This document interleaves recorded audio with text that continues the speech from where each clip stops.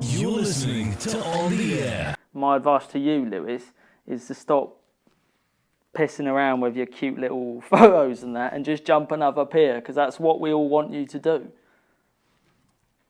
Wow, that's taken me back a little. I wasn't really prepared for that, actually, Colin. That was quite a while ago, you know, that was 2009, 2010.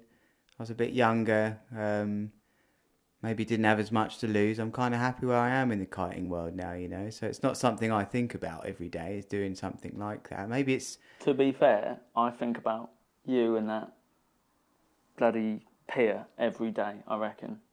More so than Aaron Hadlow. Well, no, that is ridiculous. But I do think about you and the old pier quite a bit. And what I'm thinking is maybe if someone topped that, because in my mind, no one has really topped that yet. Ruben with the bridge between Atlantic and Mediterranean in Tarifa, that's quite good, but it's not a pier, is it? I wouldn't fancy that one. Do you know? What, do you think? No, I don't like... Your pier was more tame than that? I don't think they're that comparable. I think that the takeoff of that one is lethal. It's so choppy. Effectively, what I had to do is just hold my nerve and hit the ramp with a flat piece of water, which is actually quite simple. You know, that's how I look at that. I would rather do the pier 10 times than try that one over the rocks down there. I mean, how do you feel about that? Do you think you could deal with both of those? Do you know what, Lewis? I just think you're being so humble right now, because you're a humble guy. We're both humble, aren't we? We should probably be think so, no. Blowing our trumpets a bit more. Okay. I've got a trumpet at home, by the way. Yeah, no, I do think the pier hasn't been topped. What was your other question? Could I do it? Definitely could. I'm going to do it for chapter 2. I'm probably going to mega loop it. And just to give the listeners an idea of what sort of kite you would take in those conditions, I mean, you were mentioning off air to me how you tend to like to go a couple of kite sizes bigger. I have to, yeah. Why? Because I'm not a little guy, am I? So I've got to absolutely stack it. You know, people always say kite pulls like a train. Yeah? You're meant to say yeah there. Okay. No, I didn't actually know that term. So I actually do need train level strength to do my stuff. Otherwise, I just can't even go upwind, and it's so lame. I have to walk back. You're listening to On The Air. It's time to talk. Well, with any of my guests on the show, Colin, I'll try to treat them all fairly, but I think it's important to just point out to the viewers that, you know, not to get too excited with this one. We've obviously had, as you know, Colin, we've had Aaron Hadlow, one of your favourite riders. The king, yeah. God save the king. Yeah, we've had Aaron Hadlow. Who else? We had Ruben His Lenton. mate, Aaron's mate. Yeah, another big guy, and then Nick Jacobson before you. So you got a lot to live up to, wouldn't you say? Well, I think it is good that you're getting all the big dogs in. So, yeah, I don't really know what you want me to say, but yeah, let's just do the podcast, shall we? Okay. Here we are. This is Colin and... No, don't. Come on. Mate, This I is thought you were going to be more professional than this. Okay, this is Colin, the most extreme man from the south of London, and this is his story on how he became the most extreme kiteboarder in a matter of a couple of years. Yeah, that's good. Well done, mate. You're not bad at this podcast shit. Well, Where are we at with all the swearing in that? Do we want nice language? Swearing, I probably will beep them out. I mean, we do Okay. have a younger following, but if it's part of who you are, you know. No, I think I can keep it PG.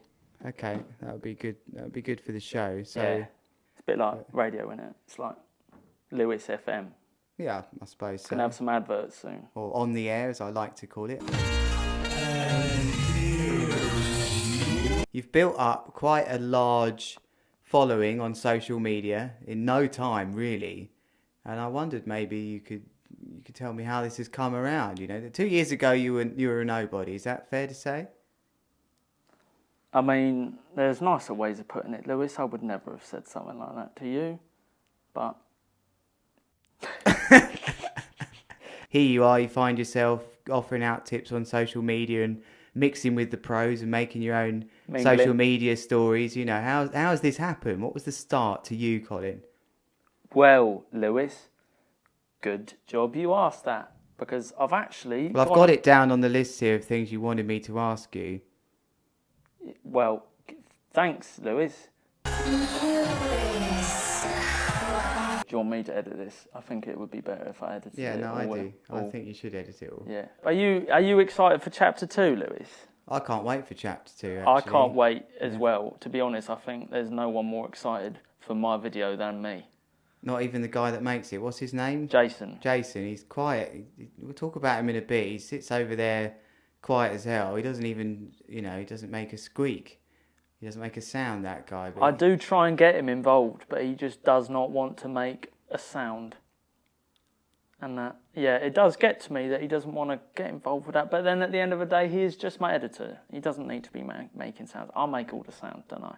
There's enough sound in the things. Hi, everybody. I am the love guru. Actually, if you got any love tips you need, then we can get in that. Maybe that could be your little question at the end. If any of your listeners need any love tips, I'll jump in there, agony uncle, and just answer them. Well, I didn't have that down on the script, but I'm sure we can get... I mean, why don't we jump to that now? I mean... Number one love tip. As a kiteboarder, we travel the world. How you hold down relationships back at home. How do you carry on, on your own, sort of getting on with through things. Those lonely nights. Yeah, you are travelling a bit. I know that's fair to say, at least, Colin, and it's something that a lot of people who do also travel might want to know of you. Like, how do you deal with that? Let's have some love tips from Colin. How do you This juggle it? This would be great. It is tricky to juggle it. I'm in a long-term, very stable, very happy, loving, supportive relationship right now. Where am I going with this? Oh yeah, love tip. Yeah, this is actually a good one. Yeah. Always tee up the next one before you snap off the current one. Have one on the boiler, I believe that's known as. Yeah, I've actually never done that, but it does sound good, doesn't it? Like, imagine if you could engineer that, then there'd be way less crying and stuff, which is, that's got to be better, innit? You're listening. Although, listeners, not viewing, is it? It's a podcast. Looking at their screens, maybe, aren't they? Yeah, maybe. Looking at that sound wave on SoundCloud. I'm currently looking at, I'm just going to pick it up. Just be careful with that, Lewis okay? has got this hectic rabbit on his table. It looks like, did you make this? No, I didn't, It's but quite good. It's very flattering, you think. Still got the price tag on the bottom.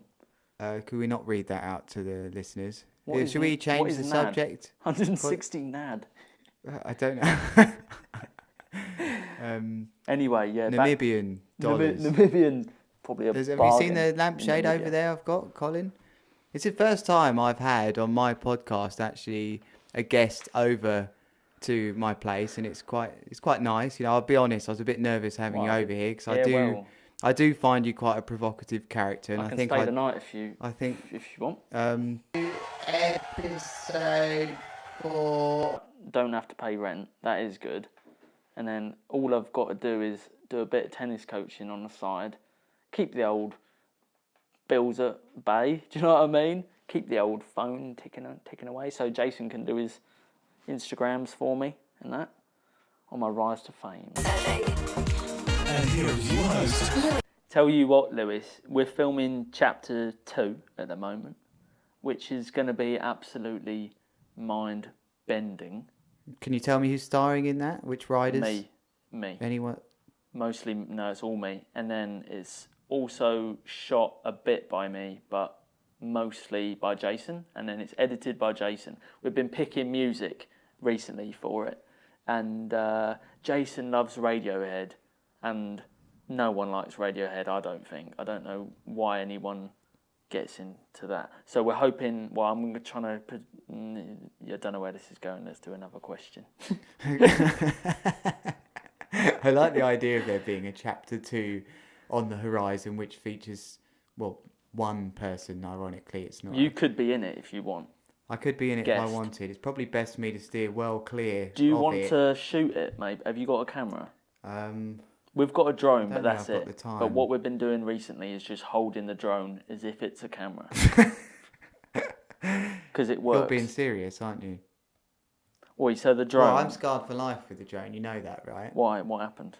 Well, I caught it wrong and it blitzed my face. Two chops there. Really? Renault Romeo was the pilot that day. Did not know that. There you Yeah. go, viewers. Insider knowledge into the Yep. craft and life. Don't ever underestimate a drone. I'm surprised there's not more accidents. Do you ever think about that, Colin? You know, with kids around and that, they're flying them all everywhere. I got it in the face so bad, it was nearly a code red hospital. If it wasn't for Tom Herbert super gluing it up, I would have been in trouble. And to talk you through briefly what I did is that, you know the drones you catch the handles at the bottom? Yeah, yeah. This was the better new ones. model. The This was that, Maverick. yeah. And there's me saying, I know what I'm doing with drones. Don't worry, Renault, got it covered. Before he could get up and say, you do know not to do that, put my hand underneath it, confused the hell out of the sensor or something, and it shot forward into my face, thought I'd slit my throat. I had blood all pouring down my face, middle of nowhere, New Zealand, on my first shoot for North. You know, it was borderline extreme. Well, it was more than extremely embarrassing. It was. I now don't land a drone. That's basically the lesson. I don't go near 10 meters Mate. away from it. If that thing gets near me, I've got the football ready to blast it down. Yeah. Mate, drones, yeah, I'm not entirely convinced. Like when we got some sponsor money for chapter 2, yeah, and Jason immediately went out and bought the exact thing, that Mavic that took a bit of your face away, yeah. And when we got it out, it was fun, but then the novelty does wear off on them drones, and I don't think it should be that much money if you can't fly in it. Do you know what I mean? Like, why can I not get in it if it's that much money? Like, that is just stupid. Well, I should have think saved it. physics might be the reason there against you. Yeah. Oi, but latest technique we've been using for editing, yeah? Don't bother with a camera, just use your webcam. Because, yeah, then it's straight on the old laptop. You can literally edit as you shoot, basically. Because it's there.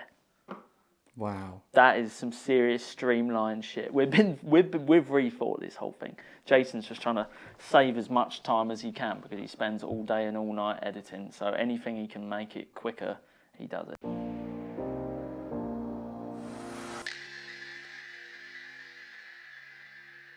But to be honest, Lewis, I'm not even bothering with Megaloops these days. I'm working on something for chapter 2 that I've called the Gigantaloop. The Gigantaloop. Is that an animal? Oh no, that's the Gigantalope. Are you thinking antelope? The Gigantalope. That is actually, maybe we should change the name if it sounds like antelope. It doesn't really. The Gigantalope. Maybe that could be its like underground sort of nickname. But yeah, it's when you do a loop so big and so low as well, big and low. So like mega power, as if it's literally train sort of going through building power, yeah, and so low that you get pulled on top of it, yeah. If you're thinking, visualize this, everyone listening, yeah. Do the loop like normal, and then kite goes so beneath you that it is literally you, kite, and then C, yeah. And then there's only one way for it, isn't there? You've got to go over the top of the kite, yeah. And we were thinking about calling it the Roly-Poly Megaloop, but then we thought that is just not a good name, and it sounds, a bit. No, I don't think that's cool. Hasn't got a ring to it. Yeah, but yeah. So you're up in the air, and then you just kite is below you, and at that point, the lines are going through your legs in it. If you think about it. You've lost me there. Is this a joke or is this serious? This is dead serious. This is people's time here. And there's so much pull in the kite that you've actually gone past it in the air. Yeah.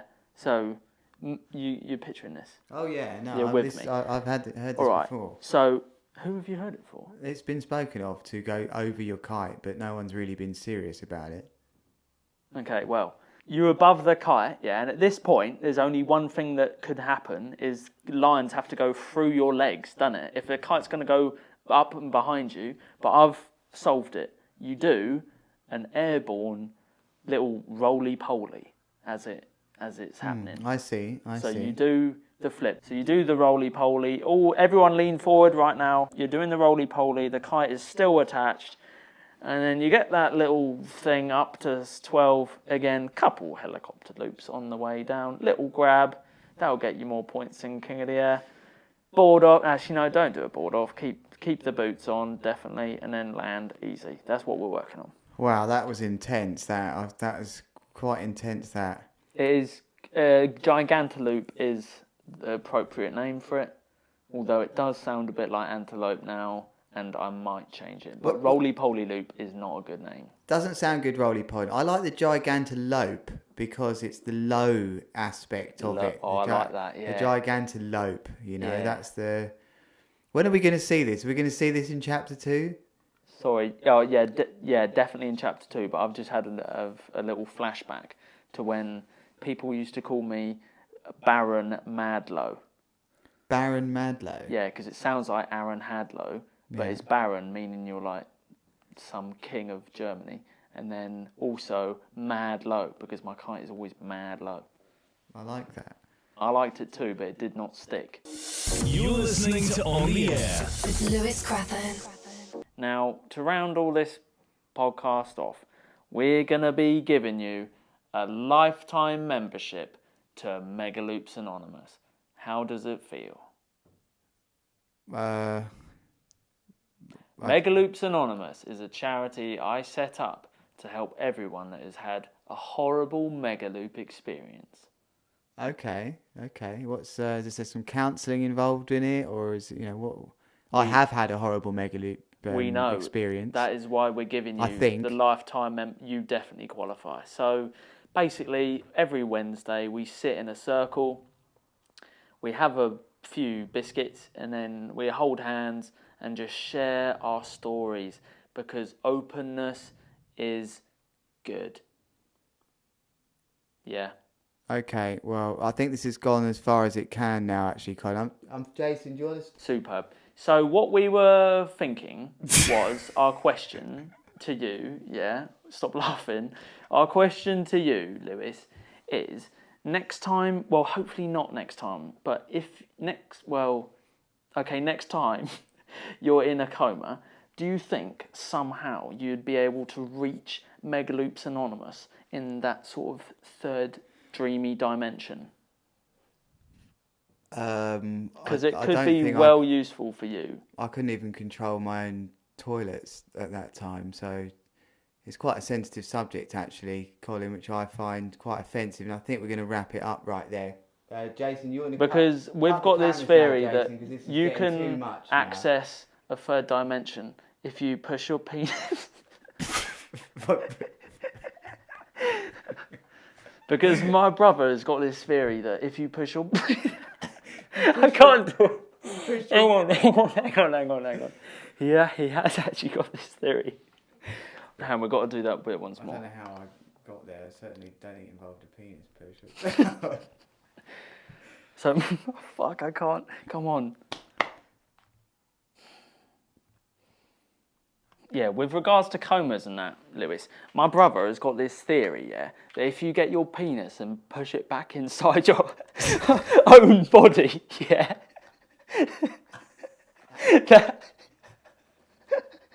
that it is possible. God, it is possible to sharp, Lewis. If you do that, it is possible to reach a third dimension, and then within that third dimension, you could maybe somehow reach Megaloops Anonymous in your hour of need, Lewis. When you're in that horrible coma after you tried the double Megaloop and it just did not work, maybe in the week coma that you had, would it be possible for you to somehow access our little session? Because what we're thinking is, if we all stood up and... I think we shouldn't be talking about the third dimension. I think we should finish this right now. Jason, that's going to be the end of that, and this won't be happening again. Thank you so much. Just lastly, please follow me on Instagram. Okay, that's enough now. Since March, we've lost 2,000 people. I don't know where they've gone, but I don't really want them back either. But downward trend is not. Okay, we're going to have to cut you off now. All right, okay. All right. At Michelle Sky 2.